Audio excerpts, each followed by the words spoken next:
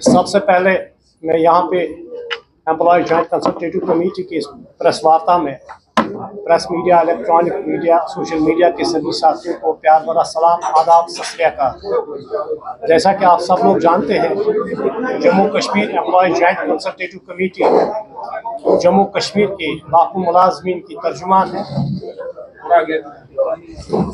कुठवा से लेके टंगदार तक जितने भी सरकारी कर्मचारी हैं, सभी महकमों की ये नुमाइंदा तंजीम है। हाल ही में सबसे पहले जो कल श्रीनगर प्रेस क्लब में आरसी मुलाजमीन को जो एहतजाज था, पुलिस ने उसको दबाया और मुलाजमीन पे लाठीचार्ज किया। मैं एम्प्लॉय जॉइंट कंसल्टेटिव कमेटी सारी इस कार्रवाई की मजम्मत करते हैं और सरकार को खबरदार करते हैं कि हम दुनिया के नंबर 1 जमहूरी मुल्क में रहते हैं। यहाँ हर किसी को अपनी बात रखने का इख्तियार है। आईन और कानून के दायरे में रह के हम अपने हुकूकों के लिए जद्दोजहद हमेशा कर सकते हैं। मैं इस प्रेस कॉन्फ्रेंस के जरिए जम्मू कश्मीर के सभी आरजी मुलाजमीन, एयरप्लाई शॉप डीलरों, मेहनत कशों को ये यकीन दिलाता हूँ कि Jammu Kashmir employ joint consultative committee आपके साथ हमेशा खड़ी रहेगी।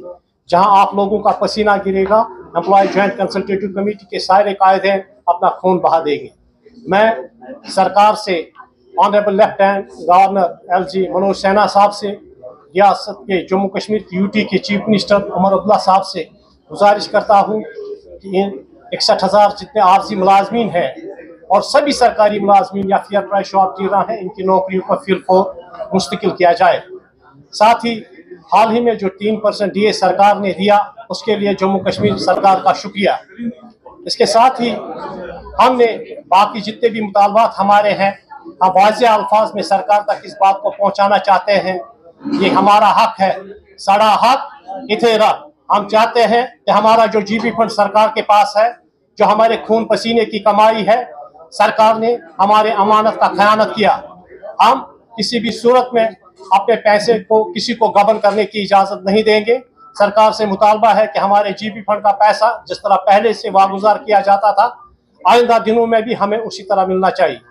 दूसरा, जो हमारे रिटायर एम्प्लॉयज़ होते हैं सरकारी महकमों से, 35-40 साल वो सरकारी खदमात में देते हैं, लेकिन उनका भी जो बाकाया वाजबात है उसको भी सरकार 5-6 महीने तक अभी अदा नहीं करती है। उसके लिए भी हम सरकार से मुतालबा करते हैं कि जल्द अज जल्द उस पैसे को बाजुगात करें। साथ ही हमने सरकार से ये कहा कि जम्मू कश्मीर में ओल्ड पेंशन स्कीम को लागू किया जाए, जैसा कि उमर साहब ने इलेक्शन से पहले कहा था।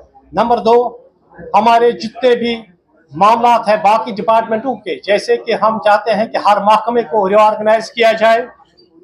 SRO 43 में जो अमेंडमेंट हुई है, जो LG इंतजामिया की तरफ से की गई है, हम जो ये चुनी हुई सरकार से उनसे कहते हैं कि 96 में जिस तरह ये SRO लागू हुआ था, उसी तरीके से इसमें इसकी जो अमेंडमेंट की गई है उनको ख़त्म किया जाए। SRO 43 ऐसा ही होना चाहिए जैसा ही था। हमारे हाल ही में हमारा एक कार्रवाई थी, खासकर GP फंड के बारे में, HRA के मामले में, कि 31 मार्च तक का हमें टाइम दे दो, हम इस मसले को हल करेंगे।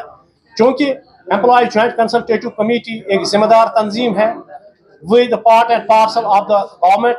हम सरकारी मुलाजिम हैं, हम किसी भी तरह गैर ज़रूरी एहतजाज और गैर ज़रूरी हड़तालों में नहीं जाना चाहते हैं, लेकिन तंग आमद व जंग आमद।